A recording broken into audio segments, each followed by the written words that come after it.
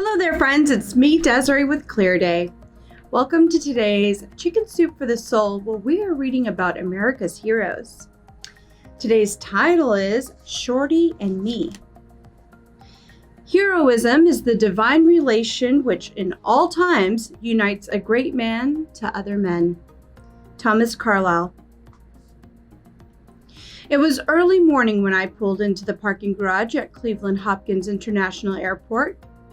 I located the baggage carousels and noticed a banner that read, "Welcome Veterans." I found the registration line for Guardians and received an information packet and 2 t-shirts, one for me and one for my hero. While I was getting organized and putting on my t-shirt, the veterans on the August trip with Honor Flight Cleveland started to arrive. As a guardian for the day, my job was to make sure my veteran was safe and fully enjoyed himself on his trip to Washington, D.C. I finally located my hero among the sea of handsome faces and wheelchairs. Before I could crouch down and introduce myself, Shorty, his nickname, quickly stood and took my hand. I was delighted when he looked me square in the eye, as I am 6 feet tall myself, and we laughed as he told me the story behind his moniker. "I used to be even taller, but age does that to a body," Shorty stated, and then introduced me to his son, who was dropping him off that morning. Shorty was in the Navy in World War II and had been stationed stateside in Texas as a supply officer. He was a pleasant man, not too talkative, but bright and cheery nonetheless. We hit it off from the start. "Let's get that t-shirt on you, Shorty, so everyone knows that it's your day today, okay?" We said goodbye to his son and I wheeled him over to the men's room. All the veterans are required to ride in a wheelchair whether they need one or not. It's for safety reasons, but truthfully, it makes it a bit easier for us guardians to keep up with some of these guys. There were a lot of us, enough to fill a large plane, and the excitement mounted as we paraded throughout the airport to the cheers and applause of our fellow travelers. The guardians sat at the front of the plane while the veterans sat and shared stories with each other. I wished I could have heard some of them, but the point was for the vets to be with each other. When we landed in Washington, the fanfare was even louder, and a number of servicemen stationed in the area had turned out to shake the hands of veterans. It was so heartwarming that I had a difficult time keeping my composure. The staff of Honor Flight Cleveland were spectacular and worked with amazing precision to get the veterans on and off the buses at every stop we made. Their hard work and competence made everything go smoothly. When we pulled up to the National World War II Memorial, the gasps were audible. It is as breathtaking of a sight. I waited as Shorty stepped off the bus into his wheelchair, and then we slowly wheeled our way inside. As we entered, it was evident that this was going to be a special moment for Shorty. He was quiet and clearly overwhelmed by the enormity of it all as we walked around to read each marble panel.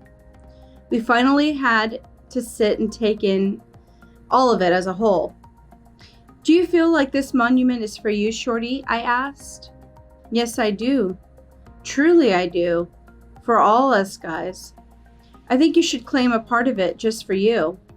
"How about that piece up there?" I said, pointing up toward a corner of the panel that said freedom. "Perfect," said Shorty. And then he asked me, "What made you decide to become a guardian?" "Well, my father was a World War II vet, a Coast Guardsman, in what you guys call the hooligan Navy back then. He died before I could bring him here, so to see this beautiful place, so I thought since his birthday is this month, I'd help another veteran in his honor." "I'm so glad you did. I'm enjoying your company, and I yours, Shorty."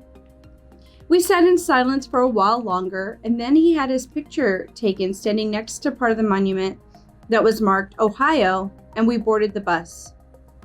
We visited all of the Washington monuments that day, They honored the sacrifices that our servicemen have made, and they served as memorials and as a healing place. The healing was in full force when we watched the changing of the guard at the Tomb of the Unknown in Arlington Cemetery. I was honored to take the arm of one of our frailer veterans who was trying to stand and salute when the guard passed. As he began to teeter a bit, I whispered in his ears, "He feels your presence, sir," and I helped him back to his seat. After a very long, emotional-filled day, we returned to Hopkins Airport in the late evening. A bagpiper led the way back down to the lower level, as well as, much as Shorty's surprise, several of our Navy's finest in their starched dress whites.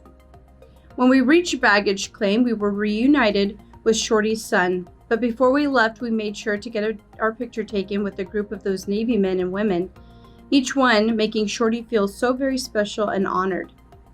It was difficult to say goodbye to Shorty, and tears of gratitude flowed down my cheeks as I watched him walk away. I mean, who but God could orchestrate the perfect hero for me, right down to a 6-foot frame? Driving home, I couldn't help but reflect on the Will Rogers quote that graces the back of my Honor Flight Cleveland t-shirt. We can't all be heroes. Some of us get to stand on the curb and clap as they go by, and some of us, by God's grace, get to be Honor Flight Guardians. Written by Catherine Hassick. Isn't that a beautiful story? Very touching. I hope that you take time to honor veterans in your family or yourself for being heroes here in America. We appreciate all that you do, all that you've done. I hope you enjoyed today's Chicken Soup for the Soul, America's Heroes. We'll see you next time.